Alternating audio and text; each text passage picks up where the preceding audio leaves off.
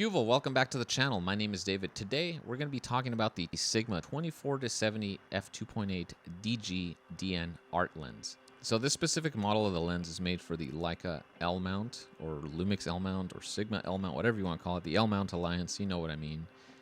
And we're going to be testing autofocus performance. We're going to look at build quality and most importantly, the image quality. Does this lens deliver for $1,000? So let's find out. Let's just jump into the review and get started. The Sigma art line of lenses have always been praised for their superb build quality, while keeping the wallet-friendly price. This lens is no exception to that philosophy, featuring a metal lens mount made of brass, along with a weather sealing gasket. Sigma does say it's fully weather sealed, so you won't have to worry about using it in inclement weather. The lens barrel is a mix of metal and high-quality plastics. The zoom and focus rings are both made of rubber, which make it easy to grip. On the side of the lens, we have an AFL button that can be reprogrammed for other camera settings. Unfortunately, this feature isn't compatible with the Leica SL2S, but I'm sure on cameras like the Lumix S5 II, you'll be able to customize it. We also have two switches, one to toggle the autofocus manual focus, and the other to lock the zoom. Overall, I'm very impressed with the build quality, and I cannot stress how impressive this is for a $1,000 lens. Moving on to autofocus. The lens utilizes Sigma's stepping motor technology to deliver quick, reliable, and quiet autofocus. In stills mode, the autofocus performs very well and is very fast. I can easily trust the autofocus on a paid job without issue. While autofocus in the Leica isn't on par with something like Sony or Canon, the lens does perform extremely well in video. For talking head videos like this YouTube video, the face detect grabbed the face and held on. However, because I like to talk with my hands, sometimes it would begin to hunt for focus because my face was obstructed. That said, it is still pretty reliable. Now, when I switch it over to field autofocus mode, it would occasionally hunt for the subject, even though I had the box right on it. And the reason for this is because the Leica uses contrast detect autofocus, so you need to have good contrast on your subject in order for it to acquire focus. Now, overall, the autofocus is usable for professional work, but it will take some time to get used to it because I've been spoiled by Canon's dual pixel autofocus. That said, let's look at image quality. The lens features 6F low dispersion and 2 low dispersion elements to help improve the color and clarity. And I gotta say, colors out of this lens are gorgeous and vibrant. The lens definitely has a look to it, and I can't really describe it, but the way it renders the color, it reminds me of my Canon RF 24-70, which that lens is double the price of the Sigma. And again, I cannot stress how impressive this Sigma lens is for $1,000. The 3 spherical elements help control aberrations for increased sharpness, and that does yield images that are corner to corner sharp.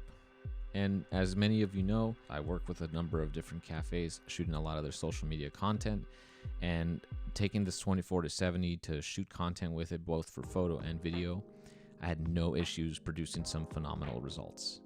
Lastly, the lens produces some nice looking bokeh because of the rounded 11-bladed diaphragm. And we all know that bokeh is life. All right, let's go to my closing thoughts and the outro. So closing thoughts on the Sigma 24-70. I'm really impressed with it. For $1,000, this lens punches well above its class. It delivers phenomenal image quality. The autofocus performance is amazing, and it's well built. It's mostly metal. It has weather sealing throughout the lens, and it feels very premium. I cannot stress how amazing this lens feels for $1,000. And the reason I say that is because most $1,000 lenses are considered budget, and they have budget performance or they're missing features like weather sealing. But Sigma delivered. I don't know how the hell they did it, but they delivered.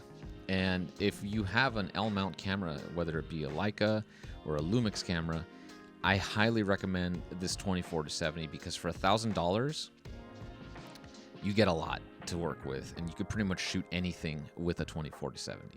So those are my thoughts on the 24-70 Sigma. Now let's talk about my rant and the beef I have with Canon. And granted, let me preface this. I have been a Canon shooter for the last 10 years, okay? I've owned a lot of Canon cameras, DSLRs, and I currently own an R6, R6 Mark II, and a C70, and a chunk of lenses.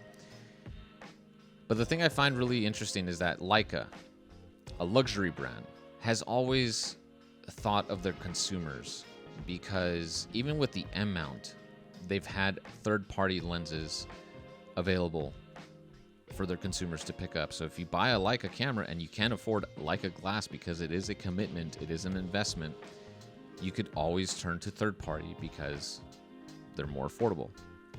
And so I think the Leica was smart to team up with Panasonic and Sigma to create the L-mount alliance, because now we have the power of choice as consumers. And Canon, for whatever reason, the RF system came out in 2018, so that's 5 years ago. And in 5 years, they've fleshed out the system very well. You have almost all the focal lengths. Now they're starting to come out with more affordable options because they kind of leaned heavily on the professional grade lenses. But they don't open up the mount to third parties. And I think they're trying to position themselves as a exclusive, I guess, brand. And yeah, I know they've said that they don't have all the focal lengths they want yet, and they want to flesh it out. And from a business standpoint, I think that is stupid of them, because not everybody could afford a $2,000 24-70. I think they've really alienated a lot of the users, and that's why a lot of users are jumping to Panasonic, to Sony, or even Nikon or Fujifilm, because of the fact that the lenses are much more affordable. There's a lot more choices available for the consumer, and that's something that I wish Canon would start to realize. Yeah, they could give us a new body every year, but open up the freaking lens mount. So that's kind of, I guess, where I'm at with this rant. I'm not sure where I was going with it, but I kind of want to just get it off my chest and really just say it's funny that Leica has always been open mount, considering how exclusive they are, and Canon, for whatever reason, is trying to become like Leica, but is failing very miserably at it. Anyways, so with that said, thank you guys so much for watching today's video. I really hope you enjoyed it. I hope you enjoyed this brief conversation. We were talking about lenses and all that stuff. Subscribe if you haven't already.